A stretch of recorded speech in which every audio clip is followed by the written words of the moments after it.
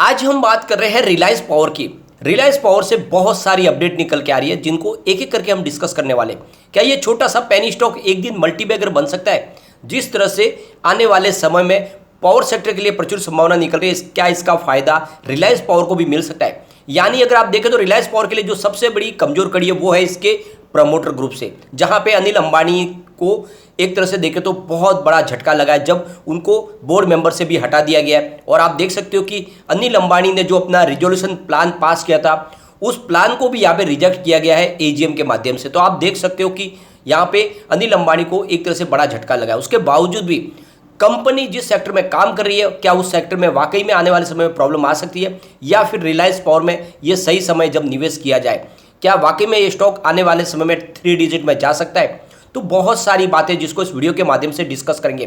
Company कितनी मजबूत है और कंपनी में अगर इन्वेस्टमेंट करते तो क्या वाकई में वो इन्वेस्टमेंट नहीं डूबेगा, इसकी भी कोई संभावना है? तो बहुत सारी बातें जिनको एक एक करके डिस्कस करेंगे।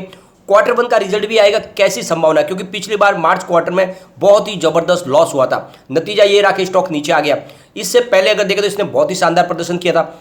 2-3 रुपए का स्टॉक उस समय दौड़ना शुरू किया था जब कोरोना की पहली लहर आया था, उससे वहां पे जो दौड़ना शुरू किया था 19 तक चला गया था, बहुत ही जबरदस्त रिटर्न दिया। लेकिन उसके बाद में स्टॉक में फिर गिरावट शुरू हुई। अभी 11 के पास काफी समय से स्टेबल है, तो क्या यहां से बाउंस बैक की संभावना बनेगी?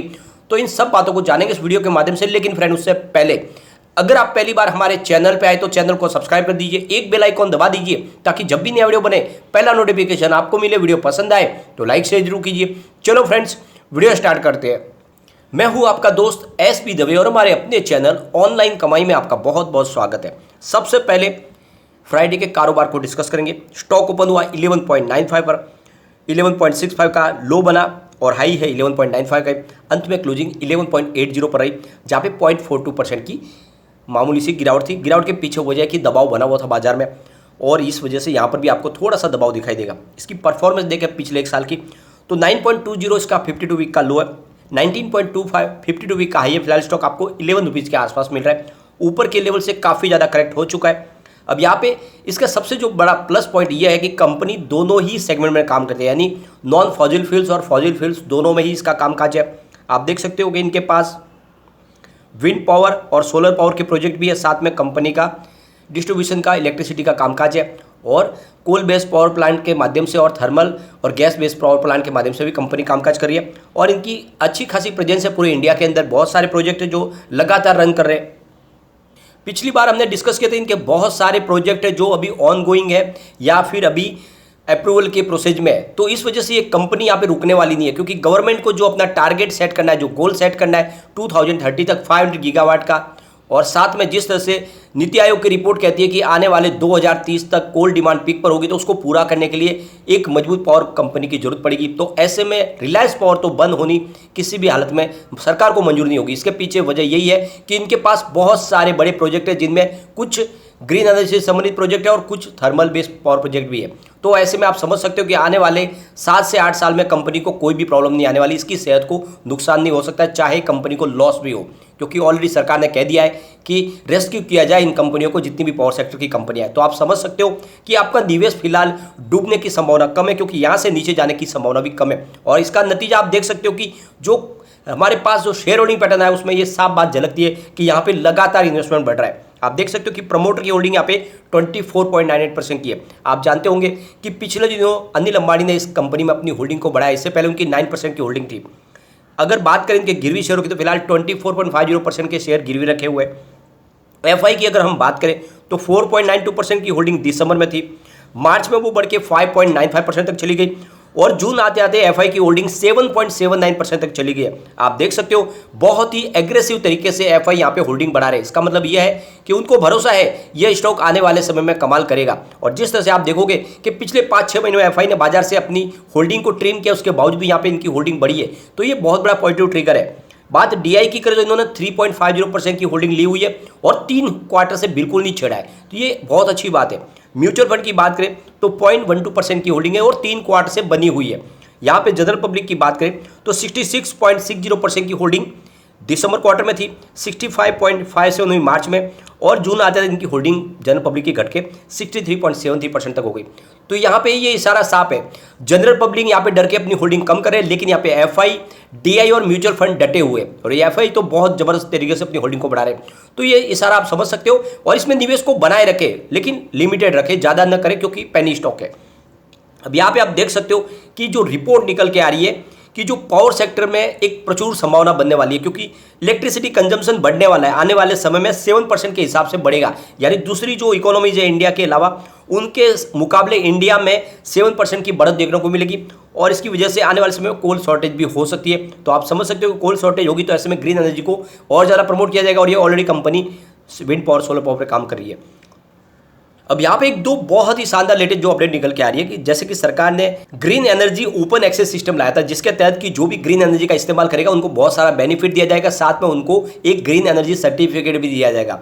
तो यहाँ पे सबसे बड़ी जो प्रॉब्लम थी कि जो इसकी कैपेसिटी रखी गई, यानी जो मिनिमम यूज रखा गया था वो 1 मेगावाट का था। इस वजह से काफ़ी छोटी छोटी जो कंपनियां वो इसका यूज नहीं ले पा रहे थे, इसका इस्तेमाल नहीं कर पा रहे थे। वजह यही थी कि ये जो है लिमिट बहुत ज़्यादा थी, तो इसको अब सरकार ने समझा और इसकी लिमिट को घटा के 100 किलोवाट कर दिया गया है। तो इसका बेनिफिट ये होगा कि छोटे छोटे जो बिजनेस करने वाली कंपनियां हैं, स्मॉल स्केल पे जो काम करने वाली, या घरों में जो छोटी सी कारोबार होते हैं, वो सब भी अब ग्रीन एनर्जी का इस्तेमाल कर पाएंगे। उनको बहुत सारा बेनिफिट तो मिलेगा, इस सब्सिडी में फ़ायदा मिलेगा, साथ में उनको ग्रीन एनर्जी का एक सर्टिफिकेट भी मिलेगा। तो अब आप समझ सकते हो कि इस सेक्टर में आने वाले समय और तेजी आएगी, इसका फायदा भी मिलने वाला है रिलायंस पावर को। दूसरी तरफ आप देखें तो जैसे कोल्ड जो शॉर्टेज की संभावना भी बन रही है, और साथ में मानसून अभी सीजन शुरू हो गई है, तो ऐसे में ट्रांसपोर्टेशन की प्रॉब्लम हो जाती है। तो ऐसे में जितने भी डिस्ट्रीब्यूशन के लिए जो कोल जो पहुंचाना, जहाँ पे वहाँ पहुंचा नहीं पाते, ट्रांसपोर्टेशन की प्रॉब्लम हो जाती है। तो ऐसे में अब कोल इंडिया ने पहले से ही व्यवस्था कर ली है, उन्होंने जहाँ पे भी हो, जैसे रेलवे के नज़दीक में या फिर पोर्ट्स के नज़दीक में पहले से ही जो कोल है उसकी व्यवस्था कर लिया है। यानी जिसको भी जहाँ जिस भी थर्मल पावर प्लांट को कोल चाहिए वहाँ से जल्दी उनको मिल पाएगा। यानी एक तरह से देखें तो स्टॉक कर लिया गया है, और इस वजह से आने वाले समय में जो यहाँ पे प्रॉब्लम होने वाली थी कोल की वजह से, वो नहीं होगी। तो 24 आवर्स अब जो भी कोल बेस्ड पावर प्लांट है वो चल पाएंगे। तो इसका जो बेनिफिट है वो भी रिलायंस पावर को मिलने वाला है, क्योंकि ऑलरेडी इनके कोल बेस्ड पावर प्लांट चल रहे हैं। दूसरी तरफ अगर आप देखोगे तो सरकार एक नया इलेक्ट्रिसिटी अमेंडमेंट बिल लाने वाली है इस मानसून सत्र में। अगर ये बिल पास हो जाता है तो बहुत सारे रिवॉल्यूशन आने वाले हैं। एक तरह से देखें तो ग्रीन एनर्जी के लिए बहुत सारी इसमें व्यवस्था की गई है, साथ में जिस तरह से यहाँ पे पावर लीकेज होते हैं उसके ऊपर भी व्यवस्था की गई है, ताकि इलेक्ट्रिसिटी का बिल्कुल सही तरीके से यूज हो पाए और ज़्यादा से ज़्यादा ग्रीन एनर्जी को प्रमोट किया जाए। और ये बिल अगर पास होगा तो आने वाले समय पावर सेक्टर में बहुत सारी पॉजिटिव संभावना बनेगी। तो आप समझ सकते हो कि लगातार बहुत सारी अपडेट आ रही है जो ये इशारा करिए कि आपको पावर सेक्टर के छोटे स्टॉक में निवेश करके रखना चाहिए। ये स्टॉक कभी भी मल्टीबैगर बन सकते हैं। अब हम कंपनी की परफॉर्मेंस देखें तो मार्च 2021 में कंपनी को 1655 करोड़ रुपये का रेवेन्यू मिला था। जून में रेवेन्यू बढ़कर 2014 करोड़ रुपये तक पहुंचा। सितंबर में जरूर कमी आई और इनका रेवेन्यू 1847 करोड़ रुपये तक आ गया, और दिसंबर में इनका रेवेन्यू 1796 करोड़ रुपये तक पहुंचा। लेकिन मार्च में फिर से इनका रेवेन्यू बढ़ा और 1846 करोड़ रुपये तक पहुंचा। तो आप देख सकते हो कि रेवेन्यू बढ़ा है।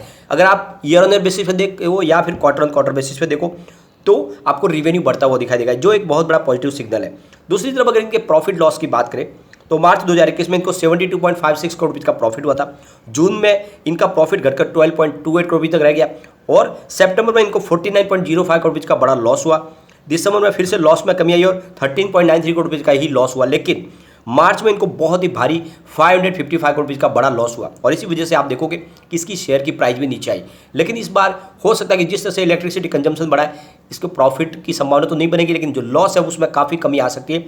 तो इस रिजल्ट के बाद में इस स्टॉक के अंदर तेजी बन सकती है, और मुझे लगता है कि एक बार ये 20 को क्रॉस कर गया तो फिर लंबी छलांग मार सकता है। तो बिल्कुल रिस्क के साथ निवेश किया जा सकता है, क्योंकि पेनी स्टॉक है, लिमिटेड करें, इससे फंडामेंटल भी वीक है, प्रमोटर की स्थिति कमजोर है।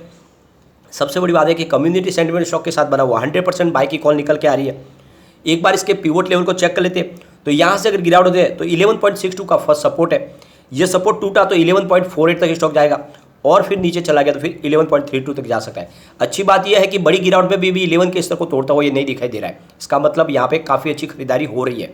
ऊपर की तरफ मूव करने पे जो सर टारगेट निकल के आ रहे 11.92 का फर्स्ट टारगेट है, इसको पार करते ही 12.08 तक स्टॉक चला जाएगा और इस रेजिस्टेंस को पार किया तो फिर 12.22 तक जाएगा। मुझे लगता है कि यहाँ पे रिजल्ट के बाद तो तेजी बनेगी, क्योंकि इस बार रिजल्ट पिछली बार जितना खराब आने की कोई संभावना नहीं है। और जिस तरह से जो आने वाले समय में पावर सेक्टर में संभावना पॉजिटिव बन रही है और जिस तरह से गवर्नमेंट ने निर्णय लिया है कि जो ग्रीन ओपन एक्सेस सिस्टम के लिए जो उसकी कैपेसिटी को है कम कर दिया गया है, अब 100 किलोवाट के हिसाब से किया, तो बहुत सारे लोग हैं जो एंट्री करेंगे ग्रीन एनर्जी में। और ऑलरेडी कंपनी इसमें बहुत सारे प्रोजेक्ट हो जिनके अभी ऑनलाइन आगे बढ़ रहे हैं और इनके पाइपलाइन में प्रोजेक्ट है, तो इसका फायदा मिलने वाला है। रिलायंस पावर को तो निवेश बिल्कुल करें, लेकिन फ्रेंड कोई भी इन्वेस्टमेंट करने से पहले अपने फाइनेंशियल एडवाइजर से बात ले ले या अपना खुद का रिसर्च करें, क्योंकि मैंने वीडियो आपके एजुकेशनल पर्पज के लिए ही बनाए। वीडियो पसंद आए तो लाइक शेयर जरूर कीजिए और चैनल को सब्सक्राइब कर दीजिए।